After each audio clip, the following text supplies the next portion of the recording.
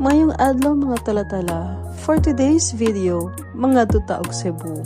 Guys, kining travel namo karon is not actually planned. It was actually a product of our cafe dates, o diba? It all started manggod nga like naghisgot rami og travel together ni Ma'am Therese and as well as ni Ma'am Aisha. This is supposed to be with Rodslyn, pero sad to say nga na pa siya yung mga priorities na kinahanglan niya unahon ka sa ani.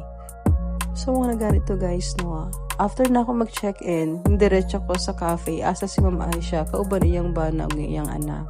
Hello, Sir Choi, hindi lang. Actually, gihatod si Ma'am Aisha, kaya nauna siya sa buwa mag-check-in.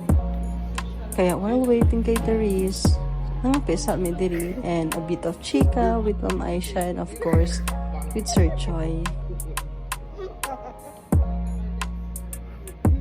So, after all the chika, of course, a little bit of updates sa uyab, nga naa sa barko. Hello, Bobby. Amping ka diha kanunay. I love you. Aww. So, finally, naabot na dyan sa Therese. Actually, ganiha pa, guys. Nagkape-kape po siya dito. Nagtambay-tambay. Wala na ako na-record. Sorry, ha. So, fast forward, niya na mi karon going to the plane for our flight to Cebu. So, here na mi sa plane, guys. Dili mi kuyog ni Ma'am Aisha o ni Ma'am Therese nga pong kuanan. But it's okay. It's alright. We are dancing now. Amot na. And after an hour of waiting, finally, nanadjud mi sa Cebu, guys.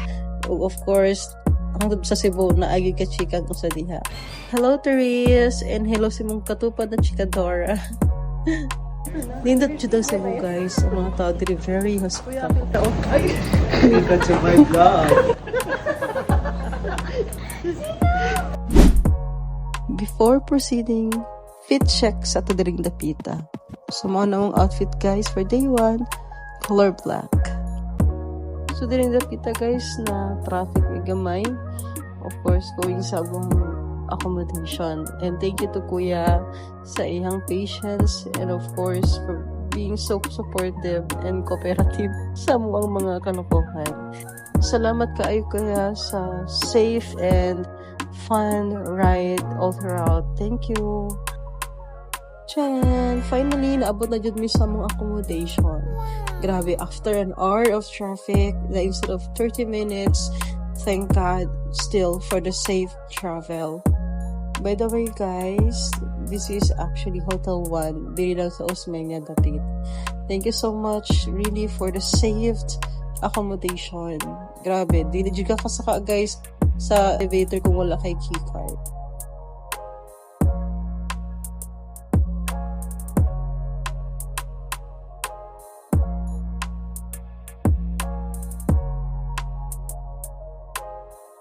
So, paano guys, sa muang room na siya isa ka queen size na bed o one single bed. So, of course, di ako sa single bed kay Aisha o si Ma'am Therese ang sa isa ka bed.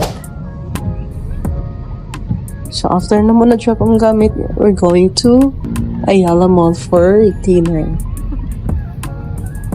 So, niya na gani mi guys, dili dapit sa Kenny Rogers kay, of course, kini ang pinaka-closest kung asa magikan. And no, actually regret kay lami jud kaayo ilang chicken. And charan, dili jud ni magpapil di si Therese. Kay mao man jud na yang ganahan.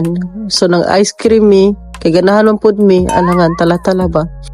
So diri na pita masing gipang ubo mi gipang hutoy mi. Aw, kao gyapon. Inom lang tambal later.